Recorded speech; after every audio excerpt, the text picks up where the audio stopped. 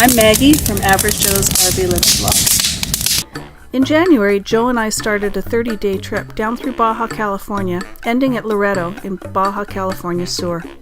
We were in a convoy of 9 RVs led by wagon masters John and Becky Smith and tail gunners Jerry and Kathy of Baja Winters. We traveled in our Ford F-350, pulling our Denali fifth wheel.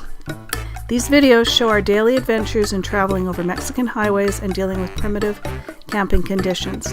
We also hope we're providing valuable tips in safely traveling in Baja. This trip was an epic undertaking for us all. We did not know what to expect in Baja. Luckily, we were in very good hands with Baja Winters. Becky and John pre-qualified every campground and every activity that was scheduled. We never felt unsafe at any time. However, there were surprises and struggles over the course of the journey. From flat tires to 3-foot deep potholes, unexpected rig damages and wrong turns. We learned the unique techniques to drive safely in Baja from our wagon masters. We also learned how to camp in very primitive conditions and drank way too many margaritas. We are happy to have done this trip and note that these events brought the group close together as we helped each other in times of need. We made many good memories and good friends over the course of our 30-day trip. Finally, I cannot say enough about the people of Mexico, their generosity and friendliness. Find out more about our RV adventures in Baja California, Mexico, please click on the links below.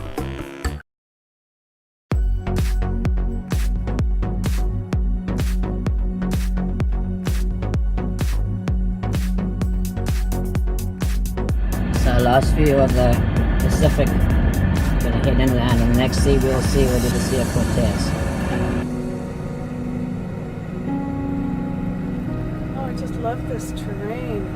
The cactus. It's just magnificent. Magnifico. Magnifico.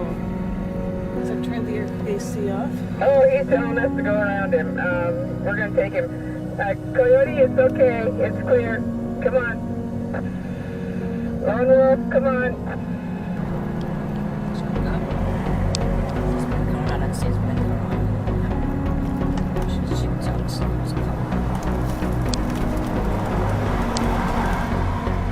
Pretty busy on the highway. We've got an oncoming 18-wheeler.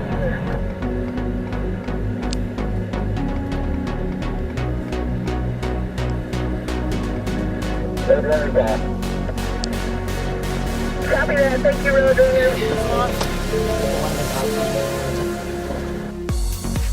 You go, guy.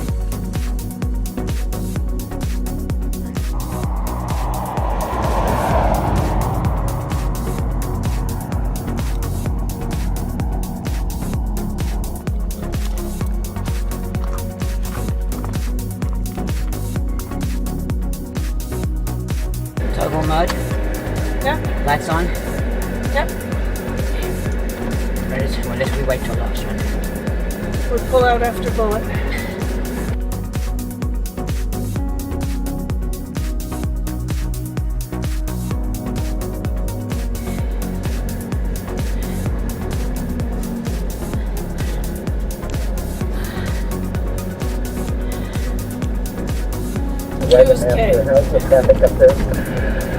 Wagon Master to Roadrunner is clear.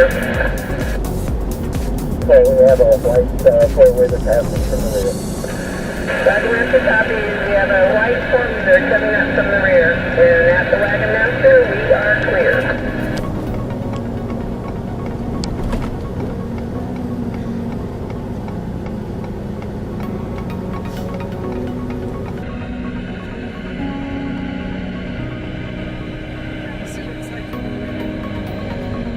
We're still on the highway. This is actually part of the highway.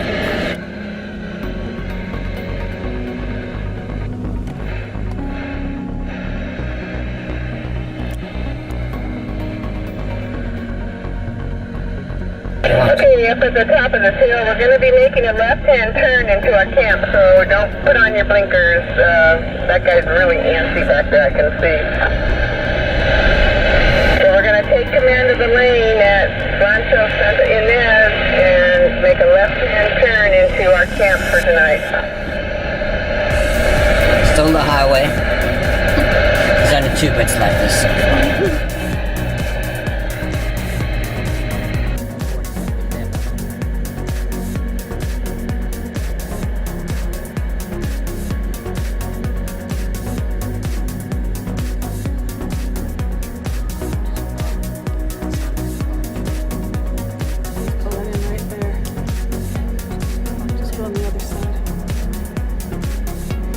is where we're camping on the night of the third day. Just drove in over the world's worst dirt road. You just find the motivation to ride it out. How's your tooth doing?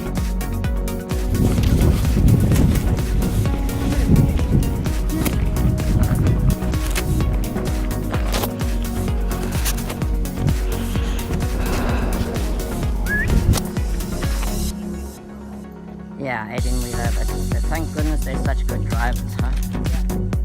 Yeah, lots of times they just stop. Yeah.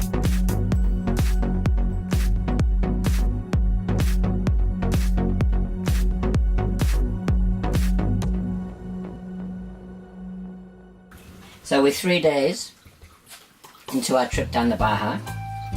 We are parked at a dry camp. We have no electricity or any kind of things. There's one water tap in the men's washroom. Of course, it's undrinkable, but you can use it for washing dishes and skin and things like that. But we're on top of the plateau, a very high part of Baja.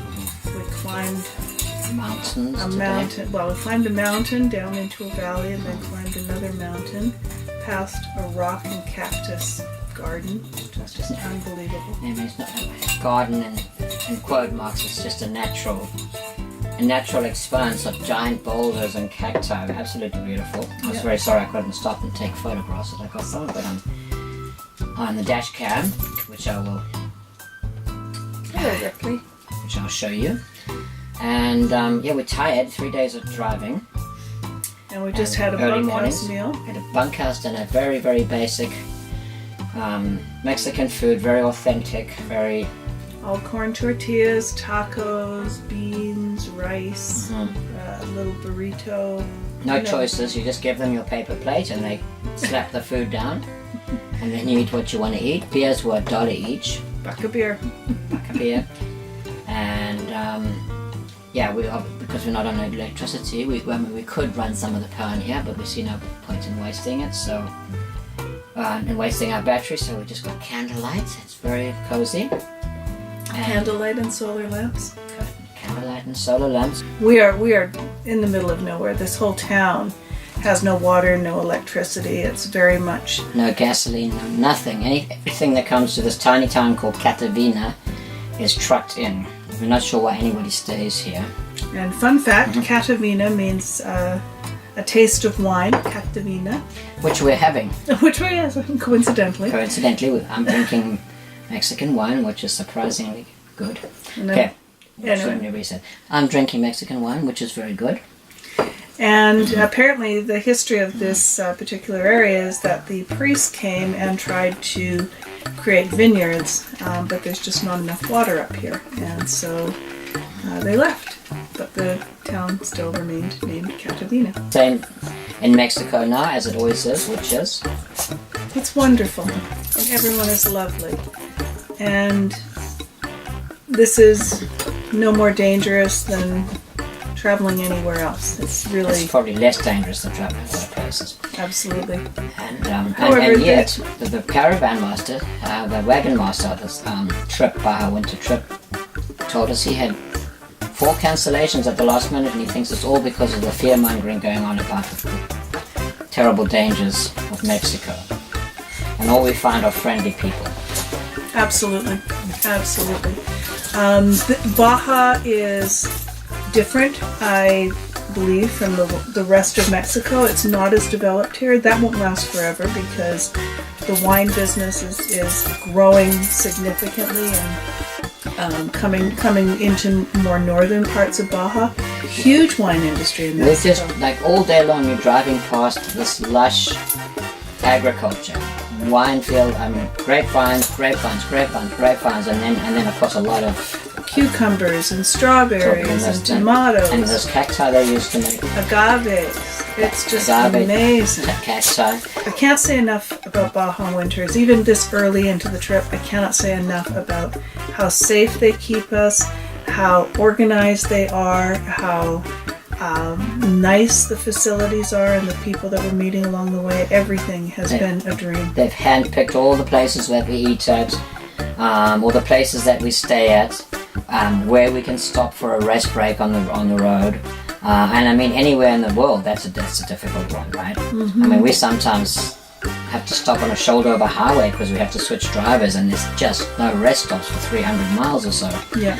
And this is taking some planning to get 12 rigs off of a 2-lane highway in the middle of the desert onto a rest stop, or 12 rigs into a gas station in the middle of a town with tiny streets, right, which was interesting today. And they're out of the car and running around and organizing it. Yeah. And they're calm and unflappable, and Becky in particular is very cheerful, which keeps you in a happy mood. Yeah. But anyway, like I was saying to Maggie today, we could not have done this alone. No. I mean, we could not have done it. We would have been so stressed we would have turned back by now.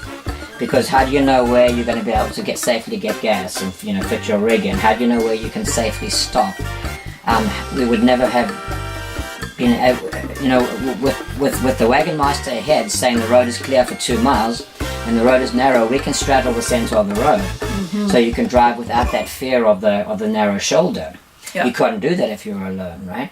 So it just takes all the stress out of it. Yeah. And having somebody say, okay, well, we're approaching our camp for the night. It's just up ahead on the road. And slow down. It's going to be a left turn, and follow their lead of how to negotiate the left turn. Yeah. Our Garmin is nowhere near as organized as Becky is. This is how we entertain ourselves when there's no electricity and absolutely no internet.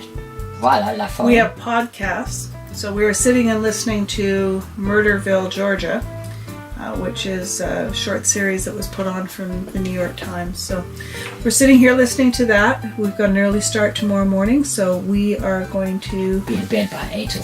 Be in bed by 9 at the latest. Yeah. Because it's... To fire up the podcast, honey. We went to meet the aunt. Cheers. Ethel and Cheers. Ticket at a buffet restaurant. So thanks for watching, and please help us grow our channel by liking and subscribing. See you next time. See you next time.